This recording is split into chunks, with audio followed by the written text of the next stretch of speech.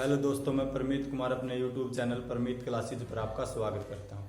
पिछली वीडियो में मैंने आपको बताया था कि मांग वक्र का ढलान ऋणात्मक क्यों होता है, और आज मैं आपको बताऊंगा कि मांग वक्र का ढलान धनात्मक क्यों होता है या मांग के अपवाद क्या है। डी मांग वक्र। जब वस्तु की कीमत बढ़ जाती है तो उसकी मांग बच्चों कम हो जाती है। जब वस्तु की कीमत कम हो जाती है तो उसकी मांग बढ़ जाती है। कीमत और मांग के बीच कैसा संबंध है? विपरीत संबंध है। तो ऐसी स्थिति में मांग वक्र का ढलान ऋणात्मक होता है। दूसरी तरफ जो आज हमारा टॉपिक है, डी मांग वक्र। अगर वस्तु की कीमत बढ़ जाती है तो उसकी मांग भी बढ़ जाती है। अगर वस्तु की कीमत कम हो जाती है बच्चों तो उसकी मांग भी कम हो जाती है। यह मांग और कीमत के बीच सीधा संबंध। ऐसी स्थिति में मांग वक्र का ढलान कैसा होता है? धनात्मक होता है। तो आज मैं बताऊंगा मांग वक्र के धनात्मक ढलान के कारण। सबसे पहले नंबर 1, प्रतिष्ठा सूचक वस्तु या बेवलन वस्तुएं। प्रतिष्ठा सूचक वस्तुएं या बेवलन वस्तुएं। प्रतिष्ठा सूचक वस्तुएं वे वस्तुएं हैं जिन्हें समाज में अधिक प्रतिष्ठा का सूचक समझा जाता है, जैसे कीमती हीरे और जवाहरात। इन्हें समाज में अधिक प्रतिष्ठा का सूचक समझा जाता है। इस अपवाद की सबसे पहले व्याख्या प्रोफेसर बेवलन ने की थी, जो अमेरिका का अर्थशास्त्री है। उसके अनुसार इन वस्तुओं को समाज में अधिक प्रतिष्ठा का सूचक समझा जाता है और इनकी कीमत बढ़ने पर क्या है? मांग बढ़ जाती है। जैसे OXY, ये है हमारी कीमत और ये है हमारी मात्रा। P प्राइस कीमत, Q क्वांटिटी मात्रा। यह है प्रारंभिक कीमत और यह है प्रारंभिक मात्रा। अगर कीमत बढ़कर OP से OP1 हो जाती है, इन वस्तुओं की बात कर रहा हूं बच्चों मैं, जो हीरे जवाहरात। अगर हीरे जवाहरात की कीमत बढ़कर OP1 हो जाती है तो इन्हें समाज में अधिक प्रतिष्ठा का सूचक समझा जाएगा और इनकी मांग भी बढ़कर OQ से OQ1 हो जाएगी। अगर इन वस्तुओं की कीमत कम हो जाती है तो इन्हें समाज में कम प्रतिष्ठा का सूचक समझा जाएगा और उनकी मांग क्या है? कीमत के कम होने से कम हो जाएगी। तो ऐसी स्थिति में मांग वक्र का ढलान कैसा होता है? धनात्मक होता है। उसके बाद नंबर 2, गीफन वस्तुएं। गीफन वस्तुएं। गीफन वस्तुएं वे वस्तुएं हैं जिनका कीमत प्रभाव तो होता है धनात्मक। कीमत प्रभाव तो होता है धनात्मक, P प्राइस कीमत और Q क्वांटिटी मात्रा, और आय प्रभाव होता है ऋणात्मक। यह है आय प्रभाव, क्वांटिटी मात्रा Y आय। गीफन वस्तुएं कौन सी वस्तु होती है? हीरे जवाहरात को गीफन वस्तुएं कहा जाता है। हीरे जवाहरात गीफन वस्तुओं का उदाहरण है। मान लीजिए हीरे जवाहरात की कीमत बढ़ जाती है तो हीरे जवाहरात की कीमत बढ़ने के फलस्वरूप उनकी मांग भी बढ़ जाती है, OQ से OQ1 हो जाती है। अगर हीरे जवाहरात की कीमत कम हो जाती है तो कीमत के कम होने पर उसकी मांग भी कम हो जाती है। तो ऐसी स्थिति में मांग वक्र का ढलान धनात्मक होता है, क्योंकि कीमत के बढ़ने पर उसकी मांग इसलिए बढ़ जाती है क्योंकि हीरे जवाहरात को समाज में प्रतिष्ठा का सूचक माना जाता है। तो कीमत के बढ़ने पर लोग उसकी अधिक मात्रा में मांग करते हैं और कीमत के कम होने पर कम मात्रा की जाती है। तो ऐसी स्थिति में मांग वक्र का ढलान धनात्मक होता है। दूसरा, डी आय मांग वक्र।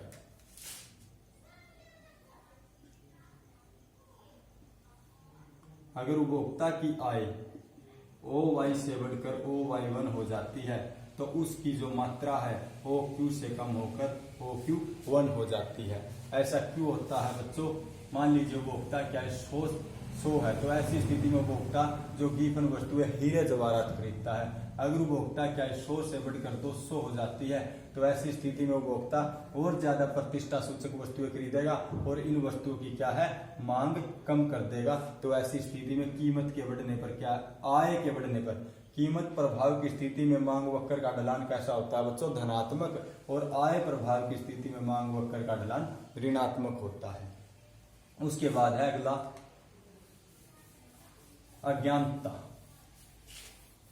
नंबर 3।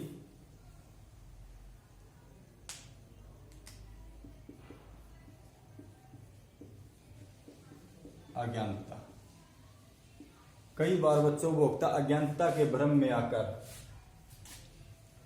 कम कीमत वाली वस्तु की कम मात्रा खरीदता है क्योंकि वह उसे कम महत्वपूर्ण समझता है, और अधिक कीमत वाली वस्तु की क्या है बच्चों, अधिक मात्रा खरीदता है क्योंकि वह उसे अधिक महत्वपूर्ण समझता है। इसका मैं आपको एक उदाहरण देता हूं जो प्रोफेसर बहनम ने दिया है।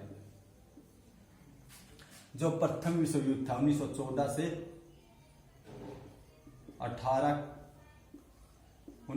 18 तक चला था, उस प्रथम विश्व युद्ध के दौरान एक किताब छपी थी जो थी पोस्टरों वाली किताब, पोस्टरों वाली किताब। जब वह किताब प्रथम विश्व युद्ध के समय, जब यह किताब प्रथम विश्व युद्ध के समय छापी गई तो इसकी कीमत मात्र 15 रुपए थी। तो कम कीमत पर लोगों ने इसे क्या है कम महत्वपूर्ण समझा और इसकी क्या है कम मांग की। जब प्रथम विश्व युद्ध समाप्त हो जाता है और प्रथम विश्व युद्ध समाप्त होने के बाद बच्चों इसकी कीमत क्या है 337 रुपए रखी गई। उसके बाद है कीमत के बढ़ने पर क्या है इसको अधिक महत्वपूर्ण समझा गया और यह जो किताब है रातों रात बिक गई और इसकी क्या है मांग अधिक हो गई। तो ऐसी स्थिति में मांग वक्र का ढलान कैसा होता है धनात्मक, क्योंकि कीमत के बढ़ने पर वस्तु की जो है मांग बढ़ जाती है। तो ऐसी स्थिति में मांग वक्र का ढलान धनात्मक होता है।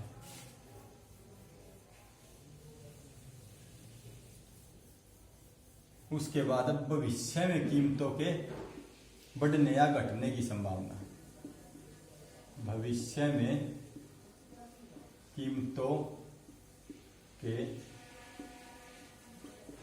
बढ़ने घटने की संभावना। यदि उपभोक्ता को भविष्य में कीमतों के बढ़ने या घटने की संभावना है तो ऐसी स्थिति में भी बच्चों मांग वक्र का ढलान धनात्मक हो सकता है। क्योंकि मान लीजिए कोई वस्तु लेते जैसे चावल, जिसकी कीमत वर्तमान में क्या है 10 रुपए प्रति किलो है। अगर उपभोक्ता को यह संभावना है कि भविष्य में इसकी कीमत 20 हो सकती है तो वह उसकी वर्तमान में अधिक इकाई खरीदता है। 10 रुपए प्रति किलो के हिसाब से 10 किलो उसकी इकाई खरीद लेता है। लेकिन उपभोक्ता को पक्का पता नहीं कि शायद उसकी भविष्य में कीमत में वृद्धि होगी या फिर कम हो सकती है। तो ऐसी स्थिति में मान लेते हैं उपभोक्ता की संभावना कि भविष्य में कीमतें बढ़ेगी, लेकिन आगे जाकर भविष्य में कीमतें कम हो गई, 10 से बढ़कर 20 होने की बजाय क्या है 10 से कम होकर 5 रुपए प्रति किलो हो गई। तो ऐसी स्थिति में उपभोक्ता ने अधिक कीमत पर क्या है वस्तु की अधिक मात्रा खरीद ली बच्चों। तो ऐसी स्थिति में भी मांग वक्र का ढलान कैसा होगा धनात्मक होगा, क्योंकि उपभोक्ता ने अधिक कीमत पर वस्तु की अधिक इकाई खरीद ली। उसके बाद है नंबर 5,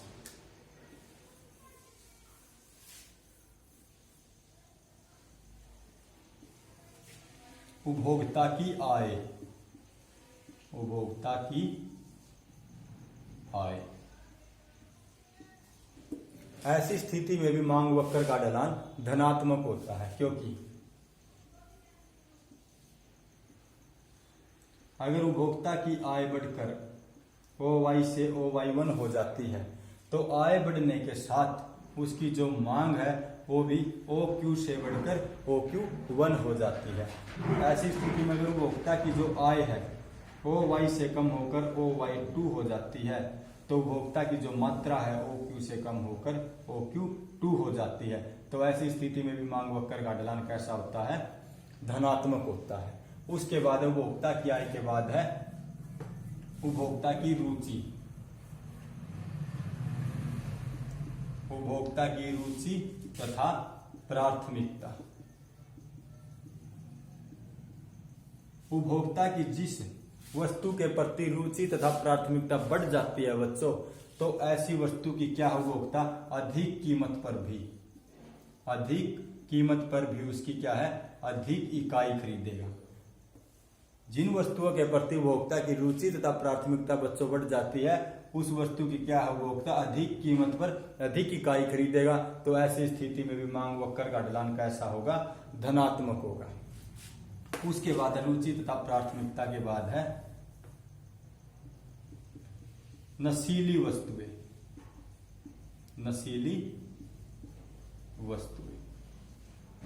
नशीली वस्तुओं की स्थिति में भी मांग वक्र का ढलान धनात्मक होता है।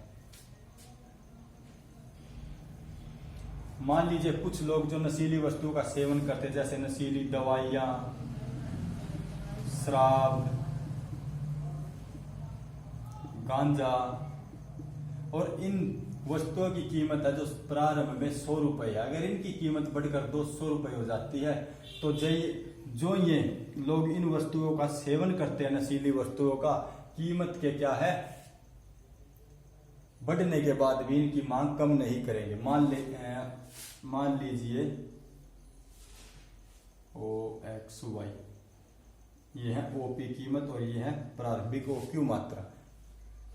मान लीजिए इन वस्तुओं की कीमत बढ़कर OP1 हो जाती है, तो ऐसी स्थिति में इन वस्तुओं का जो लोग हैं जो इनका सेवन करते हैं उनकी कम इकाई नहीं खरीदेंगे, बल्कि कीमत के बढ़ने पर भी उसकी मांग अधिक हो जाती है, क्योंकि यह कीमत के बढ़ने पर भी इन वस्तुओं का सेवन करना नहीं छोड़ देंगे।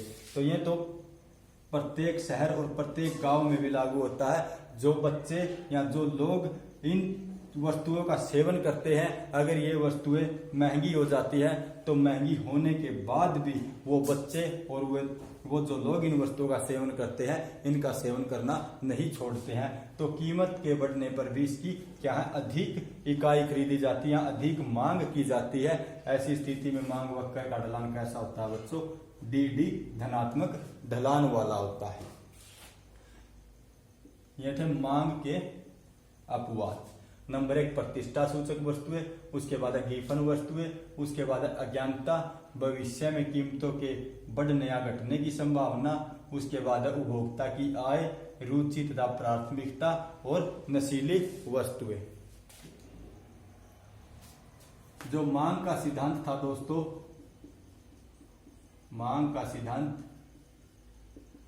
जो चैप्टर 4 वो आपका आज खत्म हो गया है। उसके बाद मैं जो मांग की कीमत लोच है चैप्टर 5 अगली वीडियो में आपका मांग की कीमत लोच का चैप्टर करवाऊंगा। अगर वीडियो पसंद आई तो वीडियो को लाइक करना और सब्सक्राइब करना और अपने दोस्तों के साथ शेयर करना।